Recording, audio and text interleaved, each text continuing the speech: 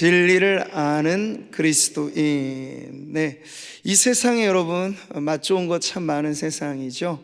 근데 가장 맛 좋고 몸에 좋을 뿐만 아니라 우리의 마음에도 좋은 요리가 있습니다. 뭘까요? 진리라는 요리입니다. 네, 그 진리를 가장 좋은 한약재로 비유한다면, 그 좋은 한약재를 약탕기에 달고 오랜 시간 푹 달여가지고 진액을 짜요. 그럼 거기서 나오는 게 뭐냐? 바로 교리라는 것입니다. 교리라고 하는 건 무엇이냐면요, 한번 자막 보시면요, 기독교의 핵심 진리를 가르치는 것으로 성경의 방대한 말씀에서 핵심을 간추려 뽑은 가르침, 이걸 우리가 교리라고 합니다.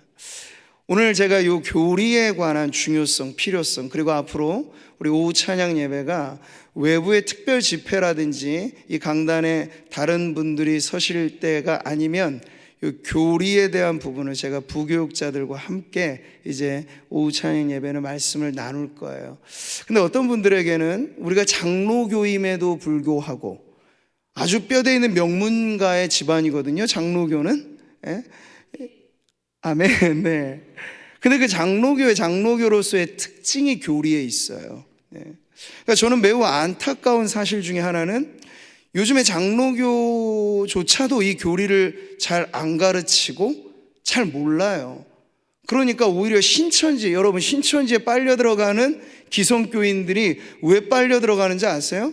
그냥 무슨 집회 한번 참석했다고 되는 게 아니에요. 오히려 신천지가 방법론적인 면에 있어서는 이걸 뺏어간 거죠. 뭘 하냐면 신천지 이만희가 만들어낸 날조된 거짓 교리를 가르쳐요. 근데 그 교리라고 하는 게 낙수에 대돌 뚫는다는 말처럼 한 번 들을 땐 모르고 긴가민가 하는데 계속 그거 들으면요, 잘못된 건데도 듣다 보면 이게 진짜처럼 느껴지는 거예요. 그러니까 교육의 방식 중에 교리 문답이라고 하는 아주 오래된 전통의 가르침을 우리가 잃어버렸다라고 하는 애석함이 있어요. 그런데 우리는 다시 현 시대가 아무리 급변하고 많은 눈에 보아 좋고 아주 최첨단의 디지털화되어진 세상이지만 기독교의 오랜 전통 속에 종교개혁가들로부터 청교도 그리고 이 장로교의 전통이 계속 유지해왔던 이 교리 교육을 우리가 과연 놓쳐야 될 것인가? 저는 아니라고 믿어요.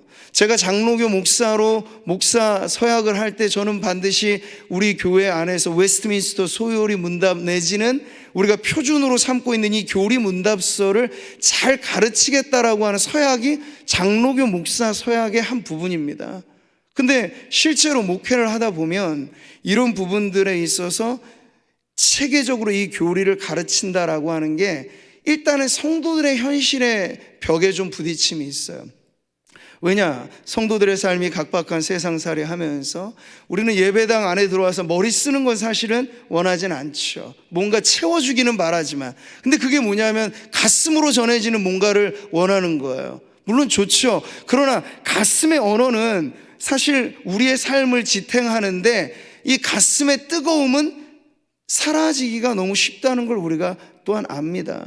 그러니까 감정은 신앙의 한 부분이지만 감정 일변도의 신앙이 유지되기란 매우 어렵고 그런 것은 늘 엎치락 뒤치락 하면서 쓰러지기가 매우 쉬워요. 건물을 보시면 건물 안에 아기자기한 인테리어가 감정이라고 한다면 이 감정을 떠받들여주는 신앙의 골격은 눈에 안 보이죠. 근데 이 골격이 유지되기 때문에 많은 성도들이 여기에 있어도 건물이 안전한 겁니다. 교리가 바로 그런 것이에요. 기독교의 핵심의 진리는 우리의 신앙을 떠받쳐주는 매우 중요한 기둥인데 이 골조가 바로 서 있어야 이단이 한 길로 와서 우리를 유혹해도 7길로 도망가는 승리가 우리들에게 있는 줄 믿습니다. 안 그러면요, 감정 일변도의 신앙은 이단을 막아내기 어려워요. 왜냐하면 이단의 집회에도 뜨거움은 있거든요. 건전하지 않은 신앙의 단체도 가면 들쑥들쑥하면서 뜨겁습니다. 근데 뜨거워서 뭐 하시게요? 뜨거워서 결과가 있어야 되잖아요. 삶이 변해야 되고 삶이 신앙화돼야 되고 삶이 하나님의 말씀에 굴복해야 되고. 근데 여러분 감정만의 일변도로 살아가게 되면 또 다른 자극을 원할 뿐이에요. 더 목사님 더 느끼게 해주세요. 더 아니요. 느낌은 이미 우리는 사실 충분하리만큼 주님의 십자가의 은혜 안에 이미 다 받아왔고 누리고 찬송함의 기쁨과 예배함의 즐거움은 언제나 보장된 은혜입니다. 근데 우리의 신앙의 골조가 더 단단해지고 튼튼해져야, 말하자면 1층짜리 건물을 지을 건가, 아니 100층짜리 건물을 지을 건가 말하면 100층짜리 건물을 지으려면 더 기초가 깊어야 되고 골조가 튼튼해져야 되죠. 우리 교회가 120년의 역사를 그냥 온 게 아니에요. 저는 역사 얘기를 보면서 선대의 많은 우리 목사님들 지나오면서 우리 정대훈 목사님 이야기를 또 하셔요. 그분 때 많은 부분에 치리도 사실은 아주 그냥 단호하게 하시기도 하고, 제가 그 전설 같은 이야기도 많이 들었습니다. 근데 그러한 어떤 골조 위에 우리 원로 목사님 정말 신앙의 부흥을 일으키면서 교회가 아주 조화롭게 온 것이거든요. 지금 아주 우리 밸런스로 말하자면 참 좋은 상태에 있습니다. 자, 근데 이제 우리의 과제는 이 신앙의 바통을 다음 세대에 넘겨주고, 이전 세대가 신앙생활을 했을 때보다는 더 힘든 세상을 우리는 보고 있잖아요. 세상은 편해졌지만 편해진 세상은 신앙을 지키기엔 더 어려운 세상이라는 거 잊어서는 안 됩니다. 볼거리가 많은 세상에 예배하러 나와서 투박하게 옛날의 방식을 가지고 우리가 예배한다는 게 신앙을 중심에 지키지 않으면 이거 어려워지는 거예요. 이곳저곳에 손짓하면서 여기 와라, 즐거운 놀이거리가 있고 취미생활이 있고 예전보다는 더 손짓하는 곳이 많은데 어떻게 교회가 모이기를 힘쓰며 예배의 은혜가 흘러 넘칠 수 있겠는가? 바로 오늘 설교의 제목처럼 진리를 아는 그리스도인이 될 때 바로 그 역사와 전통을 우리가 후세의 길이 남을 만한 교회로 물려줄 수 있다는 것이에요. 할렐루야. 그래서 우리가 아는 신앙으로 우리는 사는 것이고, 사는 신앙으로 우리는 신앙을 전수할 수 있다 할 때 진리를 아는 그리스도인이 된다는 건 우리 평생에 계속해서 이루어가야 할 과제라고 하는 걸 알 수 있는 거죠. 자, 교리라고 하는 건 너무 어렵게만 생각하지 마세요. 성경이 사실은 이렇게 압축돼서 단행 우리가 합본으로 갖고는 있지만 이것 자체가 시대적으로, 문화적으로, 언어적으로 거대한 이 도서관 같은 규모라고 보시면 돼요. 그게 압축해서 우리 손에 들려져 있는 것인데 이것을 한꺼번에 다 이해하기가 쉽지 않잖아요. 그래서 교리는 창세기서부터 요한계시록까지의 모든 말씀이 핵심으로 다루는, 정말 말 그대로 진액을 짜내서 이것만큼은 필수적으로 알아야 된다라고 하는 것을 간추린 기독교 신앙의 핵심 내용이라 할 수 있겠어요. 그래서 그것을 가르치는 이제 방법론으로서 교회는 역사상 좋은 전통의 교리 문답서를 우리들에게 전수해 줬는데, 저는 그 가운데 오늘 이제 앞으로 올 한 해는 하이델베르크 요리 문답이라고 하는 우리 장로교 전통에서 중요하게 다루는 몇 개의 교리 문답서가 있는데, 이것이 가지고 있는 장점을 제가 설명해 드리면서 다음 주부터는 우리 부목사님들도 이 내용에 따라서 이제 설교화된 말씀으로 교리 문답을 이제 강론을 할 겁니다. 왜 이것이 우리에게 필요한지에 대한 그 필요와 중요성에 오늘 말씀을 통해서 도전을 받고 은혜를 받으시면 좋을 것 같습니다. 자, 요한복음은 위대한 교사로서의 예수님을 부각시킵니다. 다른 복음서가 예수님의 행적을 주로 다룬다면 요한복음은 예수님의 담론의 내용이 아주 많아요. 예수님을 위대한 스승으로 우리에게 말씀해 주시는 건데, 예수님은 등장부터가 다른 존재였죠. 말씀이 육신이 되어 우리 가운데 거하신 그 말씀 로고스라고 하는 이 말씀은 진리이고, 진리의 말씀이 우리 가운데 활동하실 때, 오전에 설교에도 들으셨지만 예수님의 주요 사역은 가르침, 복음 전파, 치유, 이렇게 정리할 수 있어요. 가르침이라고 하는 게 매우 중요한 예수님의 사역이었기 때문에 오늘 주님의 몸된 교회의 중요한 사역은 역시 장년들도 배워야 하고 자녀들도 배워야 하고, 우리는 그래서 저는 이 한자도 틀리진 않다고 봐요. 우리는 모이는 공동체라는 걸 중요하지만 한자로 가르칠 교회, 배우기 위해서 모은다. 진리를 배우기 위해서 모이는 곳이 교회라고 하는 의미도 역시나 중요합니다. 이것이 핵심의 우리의 정체이니 교회가 모여서 무엇할까 물어보면 배우는 곳이에요. 무엇을 배웁니까? 진리를 배우는 곳이죠.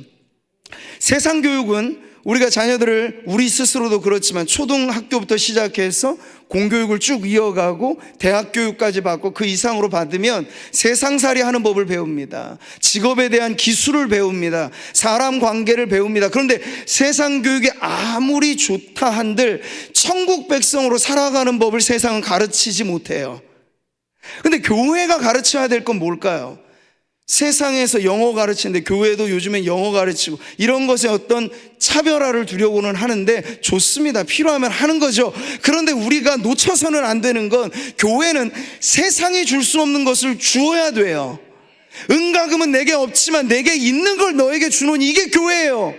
근데 무엇을 가르쳐야 됩니까? 라고 묻는다면 교회는 진리를 가르쳐야 돼요. 진리. 세상살이 하는 법, 어떻게 하면 성공하는가, 성공법, 이런 것보다도 영원한 나그네들에게 영원한 여정을 향하여 살아가는 법을 가르쳐주는, 영생에 이르는 그 길을 보여주는 진리를 가르치는 것이 교회의 매우 중요한 사명이라 할 수 있겠습니다. 예수님께서 진리가 너희를 자유롭게 하리라 말씀하셨어요. 이때 두 번이나 반복해서 진리를 알지니, 진리가 너희를. 이 진리라는 단어가 알레테이아라는 헬라어 단어인데요, 이건 참, 사실 이런 뜻을 같이 포함하고 있고, 고전의 원어는 그런 뜻이 있어요. 숨긴 것을 드러내다. 계시의 의미도 그런 거거든요. 감추어진 것을 드러내다. 그러니까 세상에서는 모르는 숨겨진 비밀, 그 사람들이 알아야 되지만 모르고 살아가는 참된 것, 그게 바로 예수님 말씀하신 진리라고 하는 거죠. 근데 이 진리라고 하는 것도 뭐 교회에서만 하는 말 아니잖아요. 철학자들도 말하는 게 진리고 다른 종교에서 말하는 것도 진리. 다 그런데 그러면 우리가 어떠한 진리를 사실 배워야 하겠는가라는 궁금증이 생기죠. 근데 예수님께서는 모호하게 진리를 말씀하지 않으셨어요. 우리 앞절 구절을 같이 보시죠. 너희가 내 말에 거하면 참으로 내 제자가 되고 진리를 알지니 진리가 너희를 자유하게 하리라. 바로 이 말씀이거든요. 여기서 말씀하신 진리는 한정된 의미가 있죠. 세상 너나 할 것 없이 다 말하는 그런 진리가 아니고 예수님의 말씀. 네, 우리를 참으로 자유케 하는 것은 예수님의 말씀이 전하는 그 진리라고 하는 것을 주님은 우리들에게 더 선명하게 가르쳐 주는 거예요. 그래서 우리는 과학적인 진리도 배워야 되고 산술적인 진리도 알아야 되지만 그것만 가지고는 영원한 세계를 살아가지는 못해요. 그래서 우리에게 꼭 필요한 진리는 예수님이 말씀하신 그 진리, 바로 그 진리가 우리들에게 가르쳐줘야 되고 자녀들에게 전수해 줘야 될 진리라고 하는 것이죠. 예수님 말씀하신 이 진리는 매우 인격적인 것입니다. 심지어 예수님은 본인 스스로를 내가 곧 길이요 진리요 생명이니, 진리 대신 자신의 존재는 예수님이 이 진리를 매우 인격적으로 표현해 주신 것이죠. 자, 우리는 요즘 세상 뉴스거리는 많은데 진짜와 가짜가 혼동되어진 세상, 진짜인 듯한 가짜가 오히려 더 그럴싸한 세상. 네, AI가 첨단화될수록 없는 사람도 만들어내잖아요. 이게 진짜인지 아닌지 화면상으로는 이제 구분해내기가 어려울 정도까지 될 겁니다. 그러니 우리가 정신 바짝 차려도 가짜가 판을 치는 요지경 세상 속에 성도들이 신앙을 지켜낸다는 건 세상의 학문 정도로는 안 돼요. 그 이상의 진리가 필요하다는 것이죠. 그게 바로 오늘 말씀하신 예수님의 말씀의 진리라는 거예요.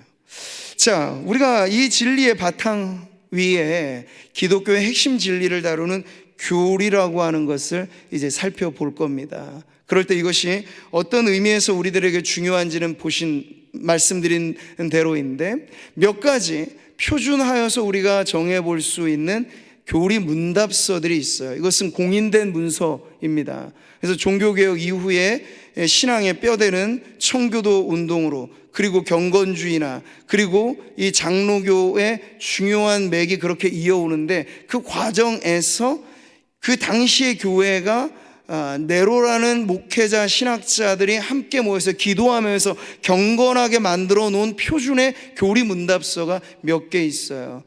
제가 그 자막에서 보시면 3가지 정도로 볼 수 있는데, 첫 번째는 벨기에 신앙 고백이라는 가장 오래된 연대기부터 나오는 교리 문답서예요. 두 번째는 이제 우리가 앞으로 다루게 될 건데 하이델베르크 교리 문답입니다. 그리고 세 번째는 도르트 신조, 그리고 우리 교단이 제일 중요하게 다루고 있는 표준 문서로서 웨스트민스터 신앙 고백, 대교리 문답, 소교리 문답이라고 하는, 이 모든 게 하나의 말씀드린 성경의 엑기스를 담아내 놓은 그런 교리 문답서라고 해요. 근데 옛날 표현으로 요리 문답, 교리 문답 혼용해서 쓰는데 같은 말이에요. 요리라고 하는 건 교리 중에서도 주요한 교리를 요리라고 하니까 같은 의미로 이해를 하시면 됩니다. 자, 옛날부터 이 교리 문답서가 사실 세례받기 전에, 요즘 우리는 사실 몇 주로 이 세례 교육이 매우 간소화되어져 있지만 조금 저는 불충분하다 생각돼요. 그래서 세례받는 당사자들을 마지막에 당회가 사실 불러두고 세례의 이 문답 당회를 하는데, 원래 조금 더 고전적으로 아주 착실하게 교육을 시킨다는 건 어떤 거냐면, 장로님들이 이 세례받을 사람들을 1명이든 2명이든 1대1로 전담 마크해서 사실은 가르치는 거예요. 계속 몇 개월간.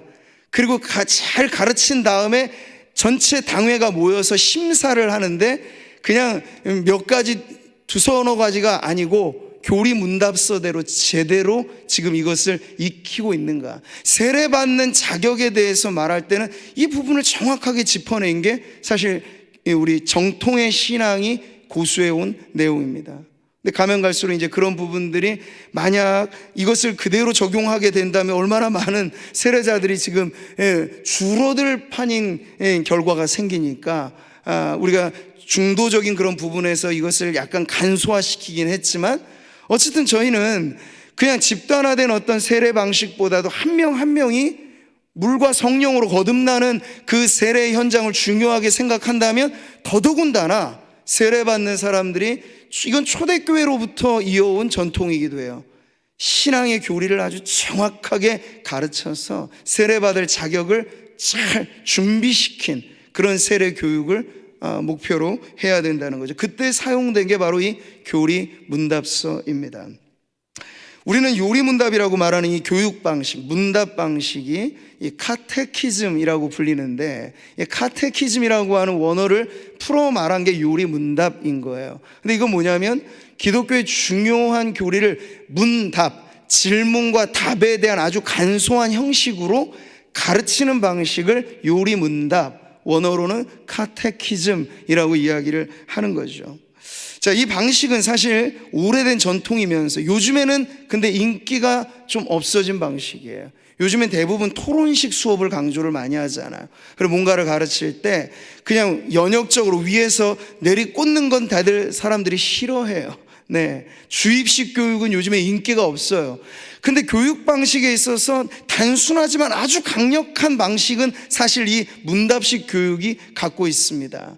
아무리 토론을 잘 시키고 귀납적으로 많은 것들을 생각머리를 넓혀놔도 나중에 지나고 나서 이걸 주워 담아야 되는데, 분석만 잘하면 안 되고 종합을 시켜야 되는데, 결국 종합에 이르게 되면 단순화시키는 거고, 그 핵심의 요체를 붙잡고 있느냐 마느냐, 나중에 결국 그것은 우리에게 장기 기억으로 각인된 암송으로 들어가는 거예요. 그래서 요리 문답서를 이렇게 만들어 놓은 우리 믿음의 선배들이 사실은 바라는 건 뭐냐면, 이걸 가지고 교육하라 정도만이 아니고 요리 문답서의 내용을 아예 외우도록, 암송해서 어떤 문제가 툭 터져 나오면, 이단은 사실 여러분 들어볼 게 별로 없는 아주 헐거운 얘기들이에요. 신천지든 하나님의 교회든 그들이 붙잡고 있는 교리가 교주에게서 파송된 아주 얼토당토 않는 얘기 몇 가지들이 있는데, 근데 정통의 교인들이 이것조차도 분별해낼 재간이 없다는 건 뭘 말해줍니까?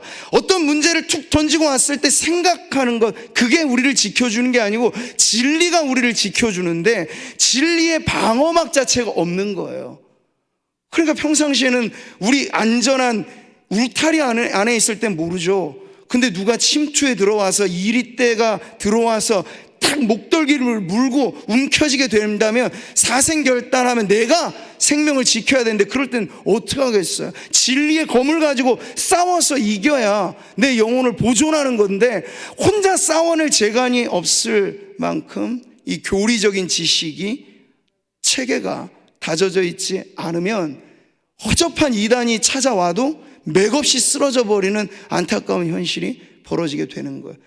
그래서 사실 한국형 이단은 이 덕분에 성장했어요. 안타깝지만 교회 안에 연약한 사람들을 다 빼내가서, 그래서 지금 요즘에 신천지의 요즘 들어서의 전도 방식은 이제 더 이상 기성교회의 재미는 다 봤다고 판단했기 때문에 코로나 이후에 또 생태가 바뀌어서 요즘에 신천지가 어떻게 전도하느냐 보니까 이제 그들도 세상으로 가서 교회 안으로 침투해 있지 않고 캠퍼스로 가서, 직장으로 가서 생판 모르는 사람들 데리고 이제 전도를 한다, 그들의 교례를 가르친다는 얘기를 들으니 이제 우리가 얼만큼 더 분발해야 하는 그런 시기인가를 알 수 있는 거죠.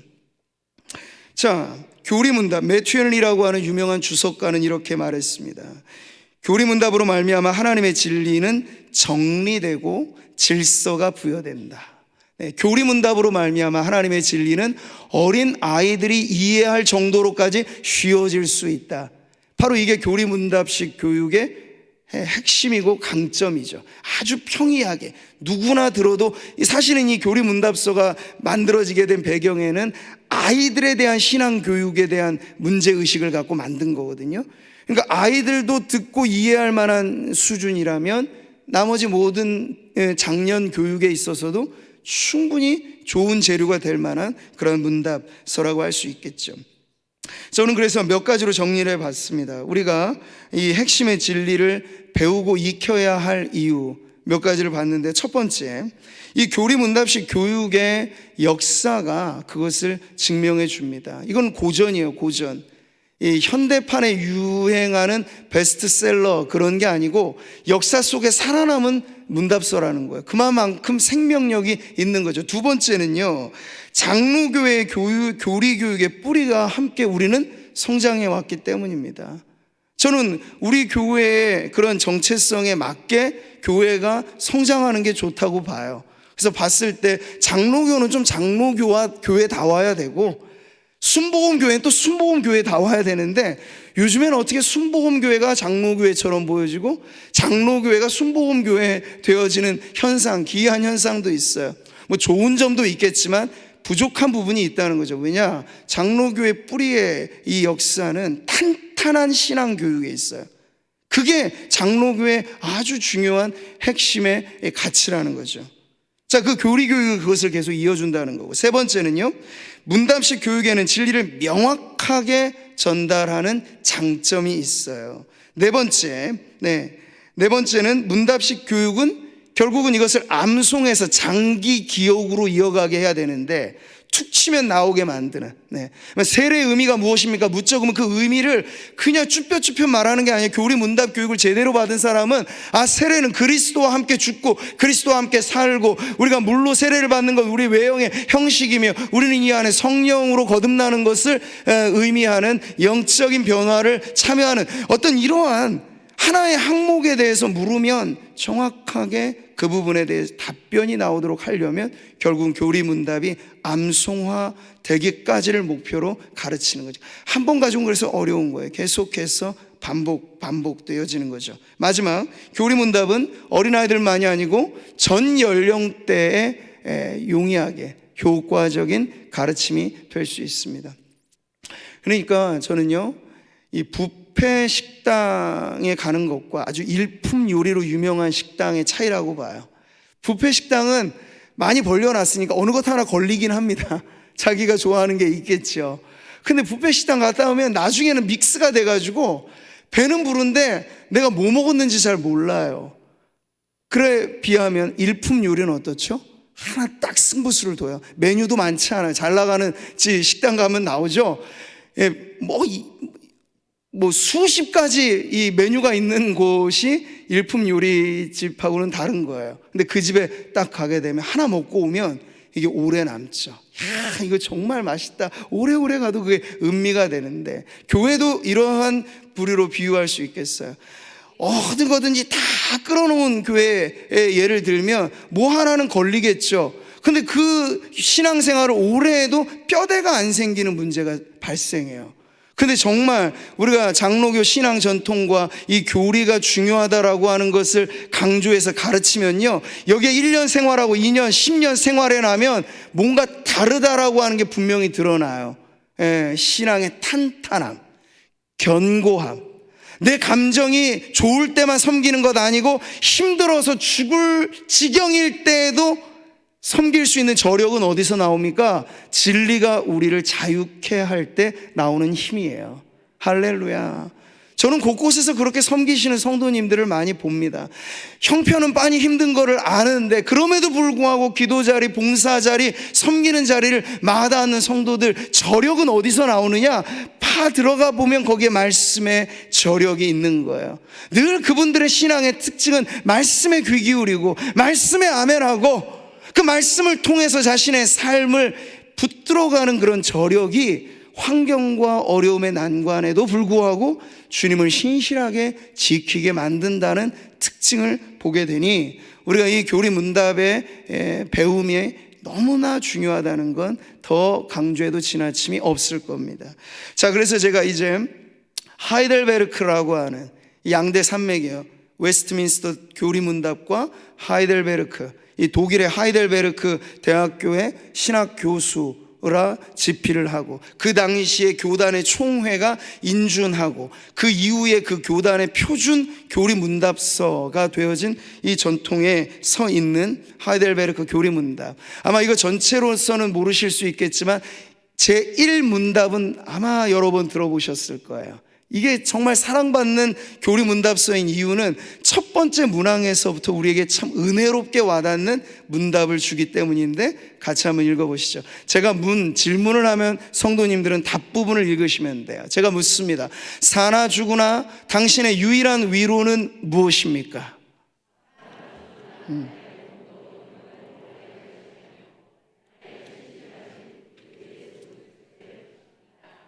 아멘. 네. 하이델베르크 요리 문답은 상당히 목회적으로 작성됐어요. 그래서 129문항이 있는데 이것을 52주, 1년 주일을 기준으로 하나는 때로는 몇 문항을 한 주일에 두고 하면서 52주를 이 하이델베르크 요리 문답과 함께 가정 예배를 드리게 하고 교회 교리 혹은 세례 문답 교육을 시키도록 편성해 놓은 목회적인 이 구성을 갖고 있다는 점에서 매우 사랑을 받는 교리 문답서이기도 하죠. 그래서 이 하이델베르크 요리 문답서는요, 성경 다음의 베스트셀러를 우리는 기독교 문서 중에 철로 엮죠. 토마스 아 캠피스가 쓴 그리스도를 본받아, 이런 것으로 두는데 그 다음의 순위가 바로 하이델베르크 요리 문답일 정도로, 그 당시 독일어에서 이제 다른 언어로 번역이 되기 시작하면서 삽시간에 주변의 기독교 국가들에게 퍼져나가서 이것이 이제 오래된 고전이 되어서 지금까지도 개혁교회 전통을 갖고 있는 교회들은 이 하이델베르크 요리 문답을 표준으로 해서 신앙교육을 시킨다라는 생명력을 지금 갖고 있습니다. 그 주요한 내용들이 이제 우리가 하나하나를 보겠습니다만, 고대의 중요한 교리 문답서의 대부분의 구성은 사도신경, 십계명, 주기도문을 골자로 해서 그 하나하나의 내용을 풀어주는 그러한 내용이 대부분의 교리 문답서의 특징입니다. 네, 그래서 저도 이 세례 문답을 하고 마지막 테스트를 할 때는 요 세 가지는 늘 질문을 하려고 해요. 사실 우리는 예배 때 사도신경은 되게 암송을 해서 고백을 합니다만, 사실 십계명도 구원받은 성도들에게 있어서는 없어서는 안 될 중요한 계명, 우리의 삶의 본체, 틀을 가르치는 중요한 말씀이라서 예배 중에 십계명도 암송되어지는 것이 사실은 바람직합니다. 그 십계명 그리고 주기도문, 이 세 가지가 성도의 소망, 성도의 삶, 성도의 이 어떠한 이 신앙의 내용, 이것을 가르쳐주는 가장 탄탄한 신앙 고백서예요. 근데 이것을 기준으로 해서 요리문답서는 그걸 조금 더 세분화시켜 자세히 가르쳐주는 그런 항목으로 나아가는데, 하이델베르크 요리문답도 바로 그런 구성을 갖고 있습니다. 자, 이제 결론에서 우리가 어떻게 이 하이델베르크 교리문답을 가지고 탄탄한 신앙의 여정을 이어갈 것인가 라는 부분에 있어서 저는 일전에 철로역정을 시리즈로 강해 또 메시지로 설교를 하면서 동시에 성도들에게 좋은 이 철로역정의 번역본을 소개해 드린 적이 있고, 그래서 이것을 잘 참여하신 분들은 설교만 듣는 것이 아니라 철로역정 책을 직접 읽어보면서 도움을 받으셨다는 이야기를 많이 듣습니다.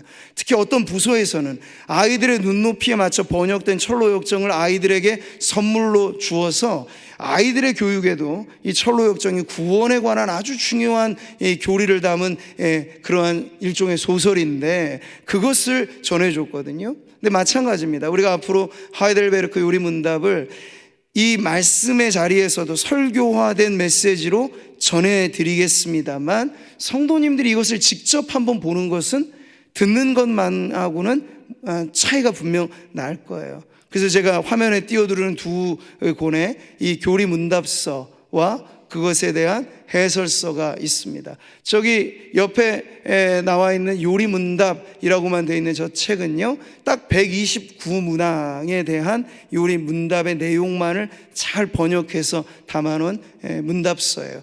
그리고 왼쪽에 있는 것은요, 저자인 그 사람이 직접 해설서를 쓴 그 교리문답에 대한 마치 한 편의 설교를 우리가 계속 이어서 듣듯이 그러한 해설서인데, 만약 가능하시다면 성도님들이 이번에 올 한 해 우리가 요리문답을 통해서 우리의 신앙의 탄탄한 골격을 쌓아가겠다라는 그러한 마음을 가지시면 설교만 듣는 걸로 만족하지 마시고 직접 이 두 권의 책을 갖고 요리문답서를 보시면서, 이걸 가정에서는 자녀들과 함께 문답을 같이 시행해 보면서 자녀의 신앙교육에 매우 큰 도움이 될 것이고, 그리고 목장이든지 우리 성도들이 함께 모여있는 자리에서도 우리가 교제를 나누는 그 기준을 바로 이러한 문답서를 서로 주거니 받거니 질문도 하고 답도 하면서 이 활용을 할 때 이것이 우리의 신앙을 더 견고하게 세워가는 은혜의 방편이 될 줄 믿습니다.